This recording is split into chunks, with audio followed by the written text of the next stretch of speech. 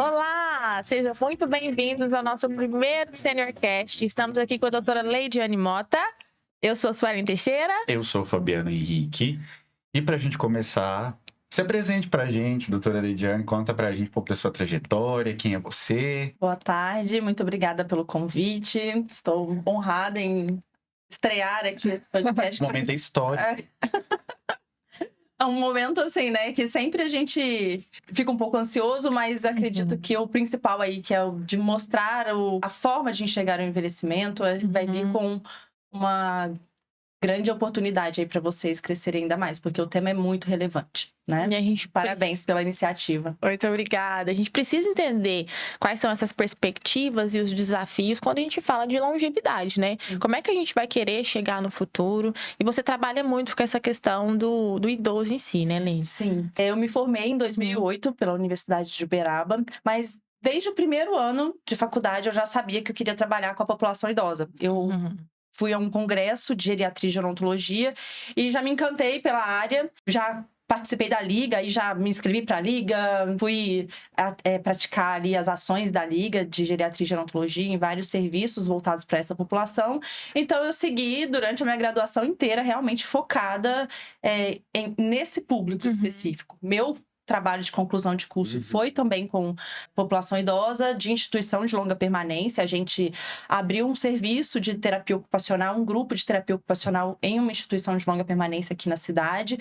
E acompanhei os 2 primeiros anos desse grupo, nessa instituição, e a gente percebeu as mudanças positivas, principalmente em sintomas neuropsiquiátricos, no comportamento, voltado para a melhora do isolamento social, das relações interpessoais ali naquela população. E aí segui, né? Meu primeiro emprego foi na área, já saí direto para uma instituição, para um hotel geriátrico e segui. Dei aulas na área, formei bastante gente com essa visão também, atuo com a população idosa e seus cuidadores. Então é uma área que eu particularmente sou apaixonada, tanto na vida pessoal quanto profissional. Isso já está arraigado já na sua formação. Sim. Em relação a gostos pessoais, profissionais, essa construção. É muito bacana a gente ver como que essa construção se dá, porque em algum momento isso foi despertado em você. Sim. Isso foi muito natural ou tem algo, né, que envolve isso na sua trajetória de vida? Ou isso despertou mesmo porque foi um tema que você se apaixonou? Foi um tema, né, uma área relativamente nova na época, vamos pensar 2004, né? Tinha acabado de ser lançado o Estatuto do Idoso também. As políticas públicas voltadas para o idoso, elas são muito recentes, principalmente em países subdesenvolvidos como o Brasil. E então, por essa novidade, eu já me interessei. Além disso, também tem uma questão pessoal, acredito. Eu sempre tive uma maior afinidade com a população idosa. E é interessante essa sua pergunta, Fabiano, porque a minha visão é a seguinte: para trabalhar com a população idosa, você tem que se identificar com o perfil, tem que lidar bem com o envelhecimento, com as frustrações. Porque eu vejo muitas pessoas que não têm o feeling, não tem a afinidade com a área, e isso prejudica muito a criação de vínculo, prejudica muito o cuidado, o próprio trabalho na área, seja em qualquer formação, desde cuidadores até profissionais de saúde, né? Então, acredito que realmente você se identificar com a população idosa e você conseguir abordar de igual para igual, ela é muito importante. De igual para igual, por que eu falo isso? Porque a sociedade tem muita dificuldade em lidar com a velhice propriamente dita. Então, o envelhecimento já é uma coisa difícil de você lidar, que são as mudanças fisiológicas, biológicas e psicossociais ali do envelhecimento. Mas a velhice em si, né, que é a fase da vida em que a gente se encontra acima dos 60 anos, ela é ainda mais difícil de você conseguir lidar, de você saber abordar, saber se comunicar. Eu até recentemente publiquei ali no meu canal do Instagram profissional a respeito da dificuldade que eu sinto, como eu faço acompanhamento com os idosos, eu vou com eles em diversos serviços aqui da cidade, a dificuldade que as pessoas têm em abordar, em comunicar, em oferecer um serviço, prestar um serviço ali para aquela população. Então você tem que ter essa afinidade, seja pessoal ou construir ela na sua vida profissional. Porque eu acho que habilidades e competências a gente se trabalha, a gente desenvolve, né? E aí buscando capacitações para isso, buscando interagir com profissionais e pessoas que já sabem lidar na área, já é um começo muito importante. Quando você traz essa questão de a gente saber lidar, né? A gente vê muito isso, né, Su? Quanto o mercado hoje tem pedido profissionais que, além da técnica, têm habilidades comportamentais. Exatamente. E isso já seria uma pergunta que eu iria te fazer, que você já meio começou a responder. Como que você acredita que a gente pode promover essa valorização da própria experiência do idoso, com a experiência que ele vai ter quando ele chegar nessa idade? Como é que a gente consegue promover isso para as pessoas terem uma maior valorização com esse idoso? Bom, é uma visão utópica, vamos dizer assim, né? Para quem trabalha na área, é um sonho. Chegar em uma sociedade, em um ambiente que as pessoas valorizam e respeitam a população idosa, assim como qualquer outra fase da vida, né? Porque a gente não tem jeito, a gente vive em uma sociedade que estimula o culto à beleza, a jovialidade, a manutenção daquela juventude a qualquer custo. Então a gente vê aí vários problemas, até psicológicos, relacionados à própria aparência, à alteração da imagem corporal, pela excessividade de procedimentos estéticos, né? Eu não sou contra, eu sempre falo, não sou contra procedimentos estéticos, mas o terrorismo estético, isso sim a gente precisa pensar muito, porque eu vejo pessoas de 20 e poucos anos que já estão preocupadas com rugas, com cabelos brancos. Então, assim, que medo é esse de algo que ainda nem surgiu? E de onde vem esse medo? Então, respondendo a sua pergunta, Su, eu acredito que a gente está caminhando muito a passos lentos, mas está caminhando para mudar o nosso pensamento e a nossa perspectiva sobre o envelhecimento. A gente, eu hoje, como eu trabalho numa área que é recente, né? Antigamente, para você cuidar de idoso, era terapia farmacológica e institucionalização, né? Em alguns casos. Só. Hoje não, as pessoas estão buscando outras profissões para dar uma maior qualidade, oferecer uma maior qualidade de vida para os seus idosos. Então as pessoas já estão enxergando a população idosa de uma forma mais com uma condição de saúde mais integrativa, né? Pensando no bem-estar social, psicológico, emocional, além só do bem-estar físico. Então, eu acredito que a gente justamente fazer isso que tem acontecido aqui, né? Diversos profissionais, setores da sociedade se mobilizarem para oferecer informação sobre essa fase da vida. A gente está envelhecendo. A gente está com uma alteração da pirâmide, né? Da pirâmide sociodemográfica, muito importante, que cada vez mais nós teremos pessoas acima dos 40, 50, 60, 80 anos, né? Hoje em dia, a população acima de 80 anos é bem expressiva, se comparado a 20, 30 anos atrás. E a tendência é que aumente ainda mais, né? Então, a gente precisa se preparar para envelhecer e para se relacionar com a população idosa também. Né? O Brasil, ele é muito recente em questão dessa população estar em sociedade. Serviços. Quais serviços para manutenção da rede de apoio social a gente conhece aqui na cidade, por exemplo, né, que é divulgado. E fora isso, quando tem o serviço, a própria pessoa idosa, por já ter aquele estigma de que só busca isso quem é idoso, só busca isso quem é velho, eu não sou velho, de não se identificar, né? E aí a gente tem as questões também das próprias alterações da imagem. Então, quanto é importante a gente ir trabalhando com a aceitação do processo de vida, do ser vivo, nascer, crescer, se reproduzir, envelhecer e morrer. É do ser vivo, né? E se a gente não souber, enquanto sociedade, criar estratégias para que essas fases elas sejam bem vividas, a gente vai ter cada vez mais pessoas acima de 60, 80 anos, mas pessoas completamente infelizes. Conversar sobre isso aqui, ter esse espaço já contribui muito. Com certeza. Né? Porque a gente... O objetivo aqui é a gente conseguir falar com muita naturalidade sobre esses processos e conseguir chegar na casa, no telefone, no computador, no tablet das pessoas e fazer com que elas se identifiquem. E a gente sabe, né, que você traz uma trajetória de pós-graduação de sucesso, né, que você tem pesquisas na área, que você tem estudos na área. Como que você coloca para a gente a importância de se pesquisar, né, de se investir em pesquisas, em tecnologias voltadas para a saúde do idoso? Bom, as pesquisas voltadas para saúde, as condições de saúde, principalmente de funcionalidade, né? Quando a gente pensa em condições de saúde, hoje em dia a gente tem que associar a funcionalidade. O que seria isso? Não é mais aquela visão do idoso sentado sem nenhum problema aparente, vamos dizer assim, né? Sem nenhuma doença crônica aparente, mas que ele está sentado, aposentado em frente a uma televisão, isso não é qualidade de vida. Isso não é uma boa condição de saúde, porque ele está deixando outras áreas da sua vida a deriva, ele não está estimulando outras áreas que são importantes para esse envelhecimento saudável, né? Para esse envelhecimento ativo. Então, a gente pensar em estruturas não só políticas, mas as estruturas políticas, elas vêm muito baseadas e fundamentadas nessas pesquisas, né? Então, a gente tem, sim, muitas pesquisas. Atualmente, a área dos estudos voltados para longevidade, né? Para a saúde da pessoa idosa, aumentou bastante. Isso é fato. Só que, ainda assim, quando a gente pensa nessa saúde biopsicossocial, quando a gente pensa na integração dos aspectos de vida, sociedade, família, condição financeira, segurança para você envelhecer bem, uma cidade que esteja apta a oferecer um bom serviço e uma boa forma de locomoção, né, de mobilidade para essas pessoas, a gente ainda está longe de conseguir.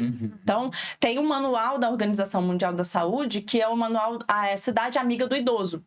Eu, inclusive, recentemente, um amigo meu terminou o doutorado com essa temática. Que bacana. Para investigar se as cidades, a cidade especificamente, a nossa cidade, Uberaba, se ela quais são os aspectos que ela se encaixa nesse manual, né, de cidade amiga do idoso. Porque não adianta também se tem calçadas, se não tem estrutura, né? Então, sim, as pesquisas, elas são muito importantes, pois elas fundamentam essas políticas públicas e também com essa divulgação a partir de conversas, de profissionais da saúde que dão as caras, eventos. Né? Isso, eventos científicos falando. E eu acredito que não só eventos científicos. Vamos extrapolar essa questão acadêmico-científica.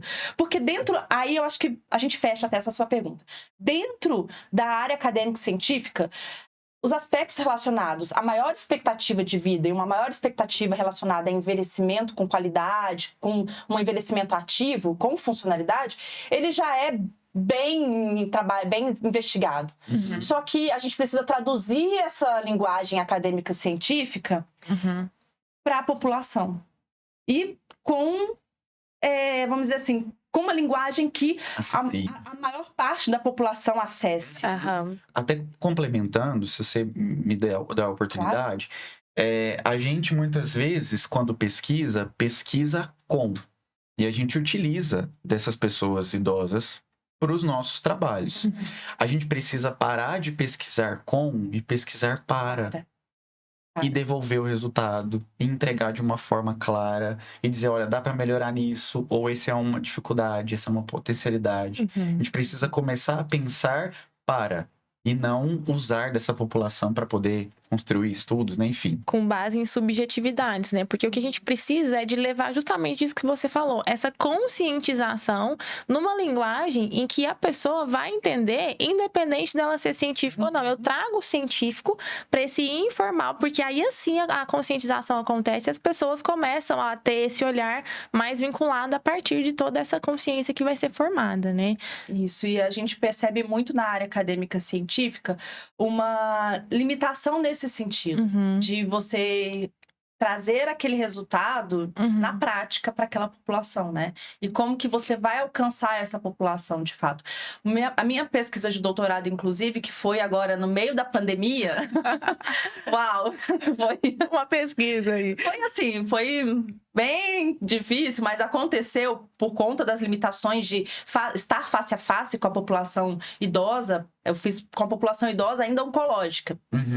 Então, imaginem só a dificuldade de acesso aos serviços e a essa população em meio a uma pandemia, né? Diversas medidas de segurança foram tomadas. Então, a gente teve que passar a pesquisa via internet. A gente fez uma pesquisa via tecnologias de informação. E aí eu decidi, então vamos falar sobre isso, né? O quanto que as pessoas, vamos pensar assim, nós estamos em Uberaba, uma cidade de referência no atendimento oncológico, e que está localizada no Sudeste, uma região muito desenvolvida do Brasil, a região mais desenvolvida, né, do país.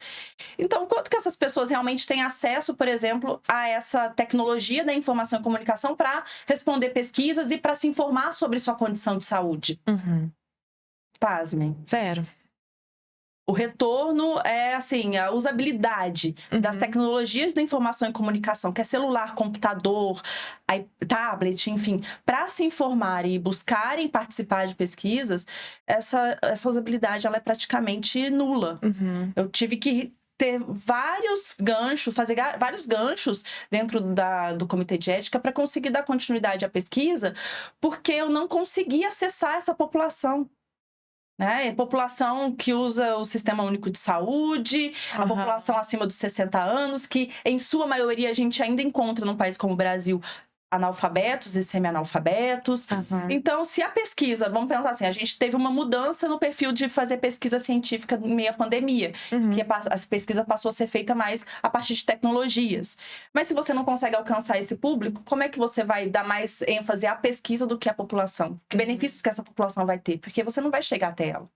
E aí a gente entra naquele tema das inovações tecnológicas que está crescendo muito e que é algo assim que as pessoas vão precisar se integrar disso, inclusive os idosos. A inclusão digital é muito importante nessa fase. E até mesmo como uma questão de segurança. Então, além de você oferecer essa rede de apoio para famílias que estão morando longe, né? Amigos, você oferecer ali conteúdos, você também tem que pensar na segurança tecnológica, porque essa insegurança é altíssima. A maior porcentagem de golpes e problemas relacionados a fraudes remetem à população idosa.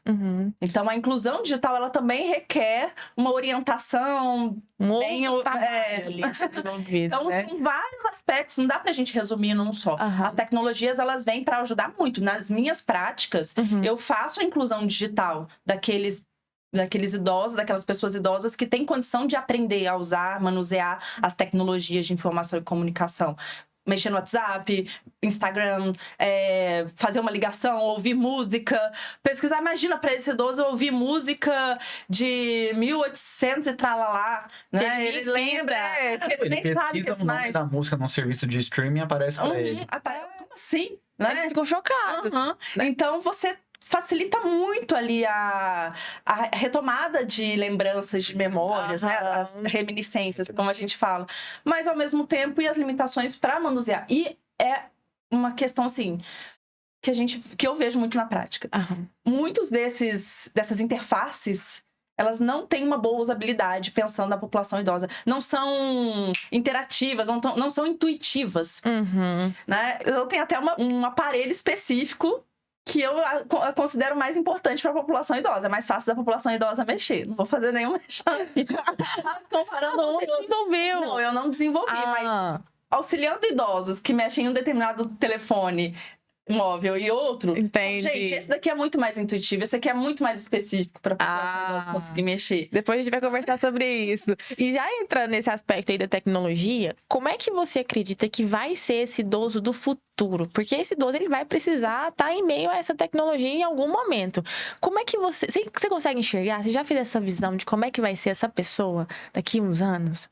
Olha, a gente tem diversos estudos a respeito do quanto que essas tecnologias elas vão impactar em questões cognitivas, né? Em aspectos cognitivos. Perda da atenção, memória, a memória atencional, a capacidade atencional. Enfim, isso é uma questão importante, mas mais importante ainda, eu acredito que seja a falta de interação social, de estímulo social, por conta do tempo com o uso dessas tecnologias. Uso de telas, uso né? de telas. Tem tempo de qualidade. E a interação social, né? O nosso cérebro, ele se desenvolveu, o cérebro do ser humano, ele se desenvolveu pelo convívio em sociedade, convívio com os seus pares. E cada vez mais nós temos nos isolado dos nossos pares. Eu prefiro ficar em casa sozinha vendo Netflix. no final de semana. Aí você não fala com um amigo, você não fala com alguém da família, se você mora dentro de casa, você também não interage. Então, a gente está perdendo um dos principais estímulos cognitivos que nós temos, que é a interação social. Se a gente for pensar a nossa capacidade cognitiva em si, ela é importante para 4 aspectos. Aprendizado, para a capacidade de aprendizado. A capacidade de comunicação, então a parte da linguagem, de você conseguir interagir com outras pessoas. A capacidade de se orientar no tempo e no espaço, né? E a capacidade de se relacionar. Então, pensa... Essa capacidade, essas 4 funções básicas da capacidade cognitiva, a partir do uso de telas, apenas de redes sociais ou de filmes, você não consegue abranger todas essas capacidades, você não consegue estimular. Né? Então, a gente vai ter, sim, algumas mudanças aí no perfil. A gente já tem, eu não sou tão pessimista. Eu acredito que a gente vai conseguir, o ser humano sempre conseguiu se adaptar. Quando teve jornal, todo mundo falava que os jornais, né, as pessoas assim, em frente aos jornais, não iam conseguir mais interagir um com o outro. Depois veio a televisão, todo mundo falou a mesma coisa, internet. Então a gente vai se adaptando, mas a gente vai perdendo algumas habilidades e algumas características importantes de viver em convivência em sociedade, tá? E essa é uma parte muito importante. O estímulo à convivência social, a essas trocas e interações. E aí talvez isso inverta, né, em algum momento. A partir do momento que eu tô muito focada nesse foco tecnológico, porque hoje o foco é a tecnologia, então acaba que a gente vai focar em se inserir nela. Depois isso inverte, eu vou começar a focar em inserir nas pessoas, aí vai tudo mudando e essa roda ela vai girando nesse termo, assim. Só que com... Pode ir. Eu acho muito bacana a gente conversar sobre isso, porque a gente... parte de uma perspectiva muito do senso comum daquela pessoa idosa que foi construída pela cultura, pela sociedade na nossa cabeça. Se eu fecho o olho e eu penso na pessoa idosa, eu penso na Dona Benta, do Sítio do Pica-Pau. E então, quando a gente fala do idoso tecnológico, com o celular na mão, com o fone via Bluetooth, que faz a sua caminhada de todos os dias, escutando a sua musiquinha, o seu flashback, ou não, escutando uma música moderna, a gente quebra um pouco, né, dessa imagem daquilo que a gente carrega da pessoa idosa e começa, de fato, a empoderar ela, trazer conhecimento para a família, para o cuidador, para a equipe.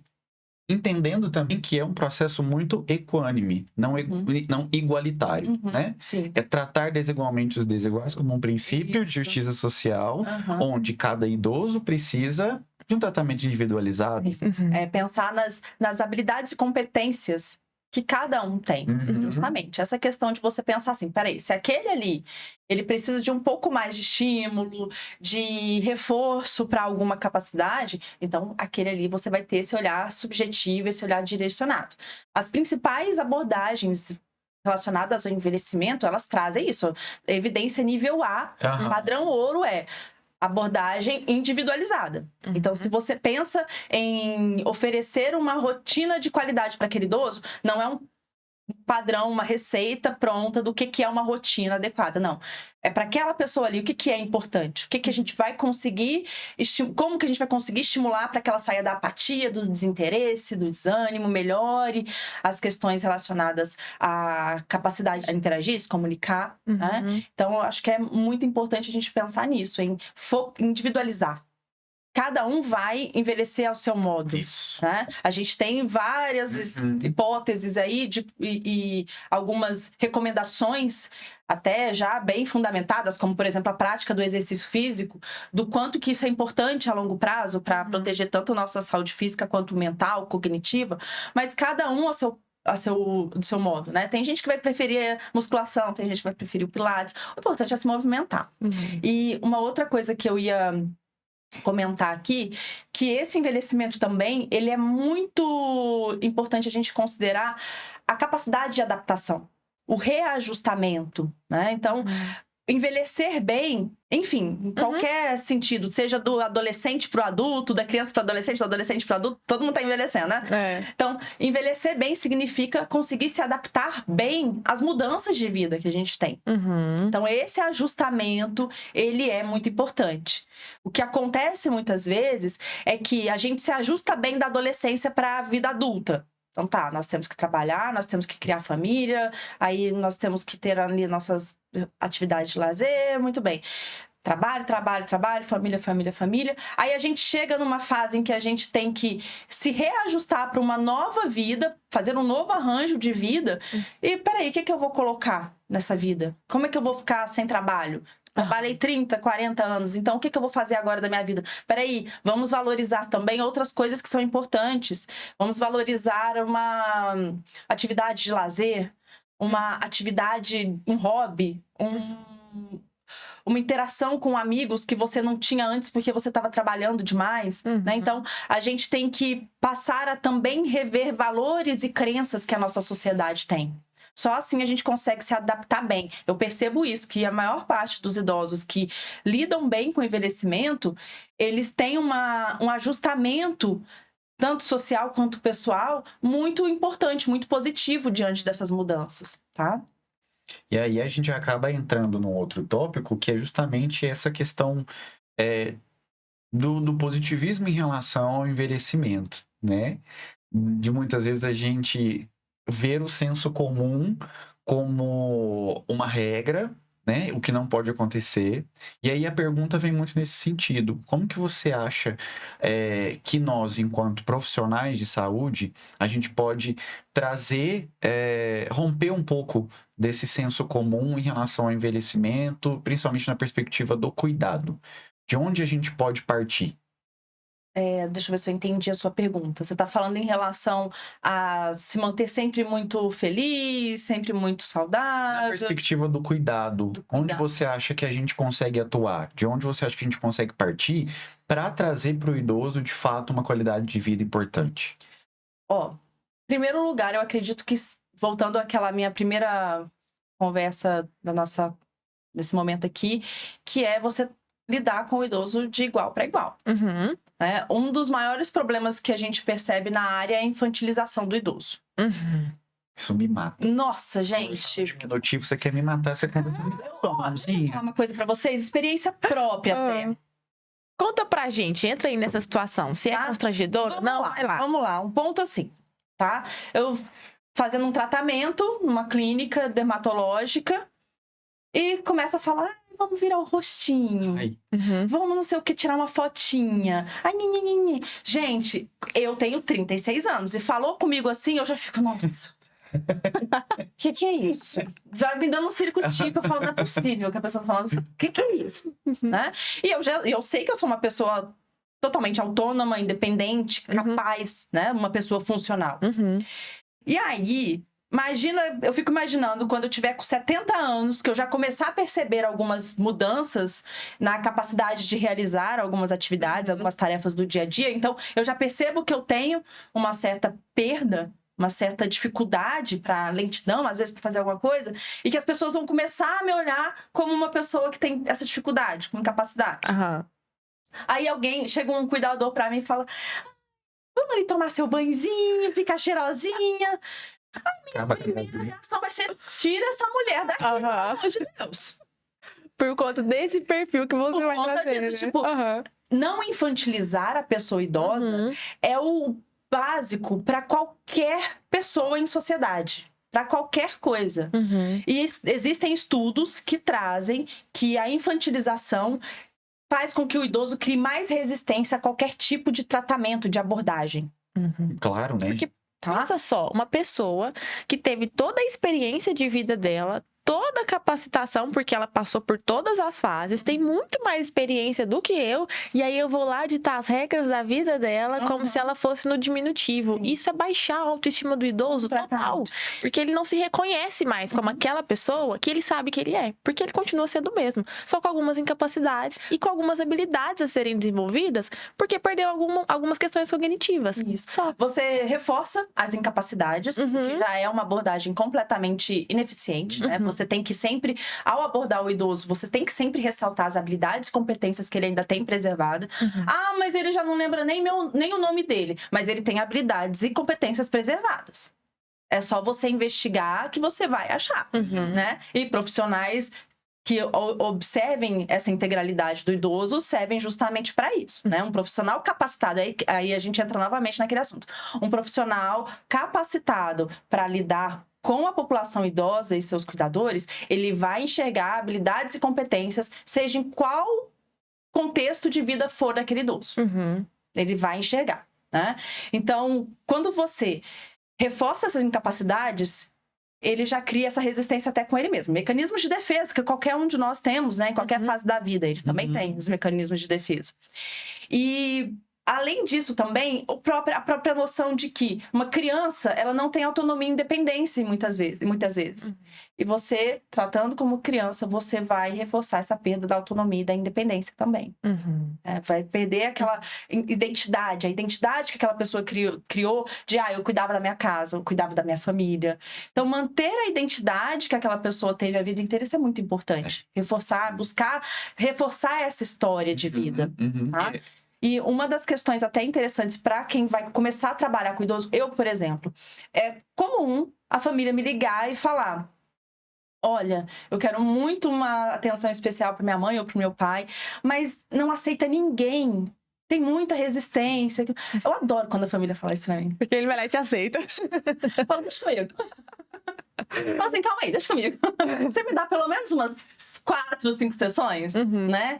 Porque eu sei que tem a resistência inicial, mas é só a gente saber abordar, saber lidar com aquelas questões relacionadas àquele idoso, né? Então, se você sabe, aí nesse caso, por exemplo, eu não me apresento como uma profissional de saúde, cheia de peteco, jaleco e não sei o quê, eu sou a doutora fulana de tal. Não, eu sou alguém que pode, junto com você, pensar em uma estratégia para melhorar a sua qualidade de vida. Eu não vou fazer sozinha, vai depender de você também. Quero saber de você. Eu posso entrar. Você me permite, como eu vou à casa, né? Você me permite entrar, tomar uma xícara de chá, né? Então, para cuidadores, eu sempre falo isso também quando vão começar o trabalho, né? Não vai com jaleco, com coisas muito profissionais. Primeiro, se apresente como uma amiga, como uma pessoa que vai acompanhar ali no dia a dia. Você tem muito mais aceitabilidade daquele idoso quando você se apresenta como uma pessoa que está ali também para experienciar a vida com ele. E não para ensinar ele a viver. É isso. Que show. Exatamente. E a gente precisa muito entender o quanto o respeito à autonomia é importante nesse processo. Eu falo muito porque a minha formação é para enfermagem, técnico, enfermeiro, e muitas vezes eu vejo o quanto a gente também no cuidado torna o idoso dependente da gente. Não, é para tomar banho? Vamos, então vamos junto. Pode deixar que eu vou fazer aqui as suas costas, vou fazer o tórax, vou lavar seu... Não, deixa fazer o que conseguir. Sim. O seu papel enquanto cuidador, enquanto profissional que está junto daquele idoso, é justamente estimular aquilo que ele tem e, obviamente, apoiar naquilo que está dentro das limitações, das dificuldades. Mas a gente torna dependente. A gente acaba com a capacidade cognitiva, técnica, habilidades motoras finas, muitas vezes, porque a gente não estimula para dar comida. Eu sou terapeuta ocupacional, você vai falar justamente do meu calinho, né? E meu mestrado e doutorado foi o tema base dele era o autocuidado, e o autocuidado ele surgiu para todas as áreas da profissão. A maior referência que a gente tem em teoria é uma teoria da enfermagem, a teoria de Oren, né? Mas a própria Oren, ela coloca pra gente que o autocuidado ele pode ser passivo e ativo.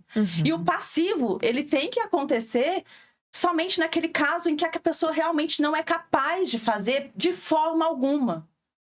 Ela não tem qualquer tipo de capacidade física, cognitiva, psicológica ali, emocional, porque às vezes uma depressão ela pode vir e te limitar, né, nessa habilidade de atividade de vida diária. Mas o que a pessoa dá conta de fazer, ela tem que fazer. E é interessante isso que você está trazendo, porque quando eu chego numa casa do idoso e que não tem cuidador, e o cuidador chega depois de mim, eu já coloco essas orientações assim, tipo, você não vai dar banho, ele que vai tomar banho sozinho. Mas como assim? A família me contratou, é meu trabalho. Eu falo assim, pode deixar que com o filho eu me resolvo.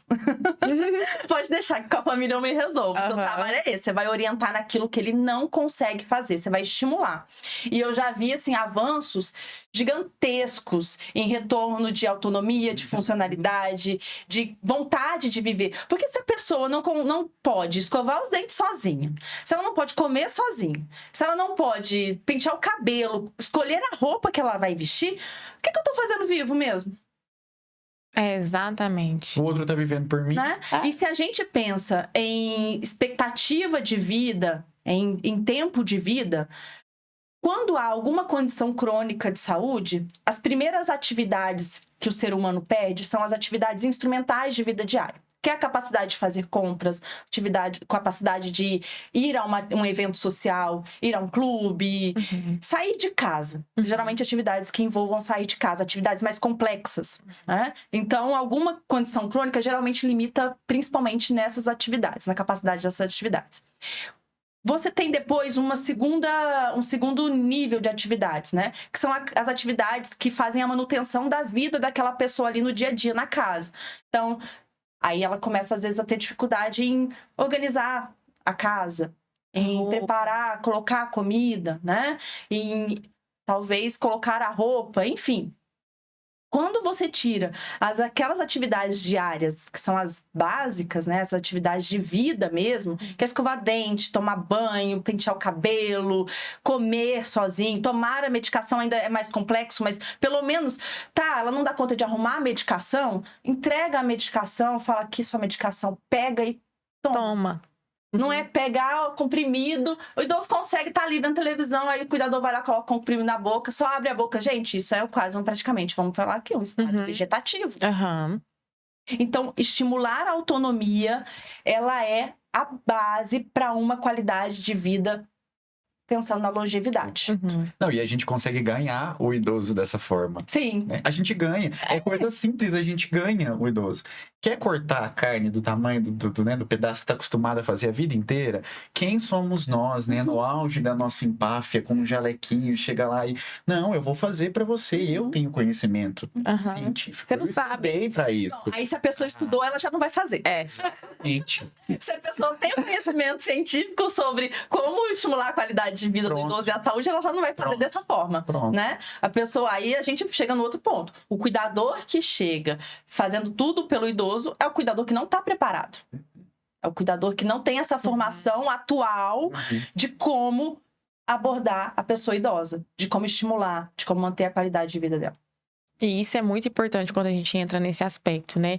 Doutora Leidiane, vou te fazer uma perguntinha aqui. Você já pensou com quantos anos, assim, como que você quer ser quando você for uma idosa? Com quantos anos você pretende, assim, se você se vê daqui, sei lá, quantos, 40 anos, não sei. Imagina, daqui a 40 anos, a gente senta nesse mesmo lugar. Estamos nós 40 anos mais velhos. Quem vai ver aqui na minha frente? É interessante essa pergunta de vocês, que eu vou responder com um exemplo, uma situação que aconteceu comigo há uns 2023, há uns 7 anos atrás. Eu sempre gostei de exercício físico, sempre gostei de me movimentar. Principalmente depois que eu entrei, porque essa é uma questão importante, né? O exercício físico, ele tem sido visto com bons olhos pela sociedade também muito recente. Né? Antigamente era coisa de pessoa que perdia tempo, que não tinha nada para fazer e que só queria pensar em estética. Não, hoje em dia a gente sabe que é algo realmente muito importante para a manutenção da nossa saúde. Então, quando eu vi que realmente, nossa, exercício físico me faz bem, tanto mentalmente quanto fisicamente e tal. E aí, certo dia, eu tava colocando roupa no varal. Sei lá, eu coloquei a terceira peça, um lençol, alguma coisa assim. E eu não gostava de fazer superiores na academia. Eu só fazia inferiores. Eu falei, nossa, que cansaço, gente. Eu tinha, sei lá, na época eu devia ter uns 30 anos, no máximo. Eu falei, que cansaço, como assim? Né? Isso tá errado. Isso foi na parte da manhã. Na tarde eu cheguei pro personal lá na academia e falei assim, faz um treino de superiores pra mim? Ele falou assim, tá, com qual objetivo? Eu falei, daqui a 50 anos eu quero colocar a roupa no varal ainda e eu quero pentear meu cabelo. Ele falou, nossa! Aí ele começou a rir, eu falei, o que foi? E ele falou assim, não, todo mundo devia chegar aqui justamente com essa visão. Lógico, por eu ser terapeuta ocupacional, eu sei o quanto que os estímulos físicos e cognitivos agora não tem impacto. Falei, gente, 30 anos, eu não tô conseguindo levantar o braço pra colocar uma roupa no varal sem pesar, sem cansar. Imagina daqui a 50 anos. Né? Então eu quero ser essa pessoa funcional. Eu me vejo sim, velhinha, com cabelinho branco. Eu não sei porque, gente, eu não me vejo aquelas mulheres todas arrumadonas, assim. Eu quero ter cara de vó. Eu não sei se eu quero ter cara de vó, né? Eu até brinquei com vocês que eu tô com cabelo branco aqui. Ainda não me incomoda, tá aqui, né? Não são muitos também. Tô pensando, eu pinto ou não pinto? Pinto ou não pinto? Mas, assim, não me incomoda tanto. Eu também não quero ser aquela pessoa presa a um padrão estético. Eu quero que a minha idade psicológica, e a gente tem, né, uma outra questão, né, teórica aqui, mas eu quero que a minha idade psicológica esteja adequada para a minha idade biológica e cronológica. Eu quero me sentir bem, olhar no espelho e me sentir bem, apesar da ruga, apesar do cabelo branco, apesar das gordurinhas, né? Não que eu não me cuide. Sempre passei protetor solar a minha vida inteira, né? Sempre gostei de me cuidar, de passar um creme. Sempre. Envelhecer bem é justamente fazer aquilo que a gente consegue controlar, sem sofrimento. Então, quando a gente falou do terrorismo estético lá atrás, era justamente isso. Que a gente se cuide, mas que a gente se cuide sem uma cobrança excessiva de que a gente não pode envelhecer. Porque a gente não vai estar contribuindo justamente para aquela sociedade que sabe lidar com o idoso, que sabe se relacionar com a pessoa idosa, que sabe respeitar, valorizar. Então é isso. Eu espero estar feliz com as minhas ruguinhas. Colocando a varal na roupinha no varal? Eu já coloquei a roupa no varal sem cansar, ó. Levantei o braço sem cansar. Consegui colocar a minha roupa. Né? Eu quero ser uma idosa funcional. E eu penso muito, aquela pessoa idosa, assim, que vai aceitar a condição, que vai conseguir se ajustar, que vai conseguir se adaptar a essas mudanças de vida. Que bacana. Eu acho que aqui a gente encerra com chave de ouro essas frases que você disse, esse encerramento. Foi muito bom ter você aqui, principalmente na abertura do nosso primeiro podcast. Você agregou muito e, inclusive, a gente vai querer te trazer de volta pra gente falar sobre outros temas aqui que a gente já tem encaixado. Obrigada pela sua presença, doutora. Muito obrigado. Não vai demorar 40 anos pra gente chamar isso. Vai demorar menos, tá? Em breve. A gente agradece demais, viu, sua participação. Muito obrigada, eu que agradeço. Espero ter colaborado aí com o que vocês esperavam. E eu tô à disposição, porque a gente precisa muito, enquanto profissionais da área, enquanto pessoas que se atentam para a longevidade, mudar um pouquinho, nem que seja um pouquinho, a concepção das pessoas sobre o que é envelhecer. Isso é muito importante. Isso mesmo. É isso aí, pessoal. Encerramos agora. Primeiro SeniorCast. Até o próximo. Tchau.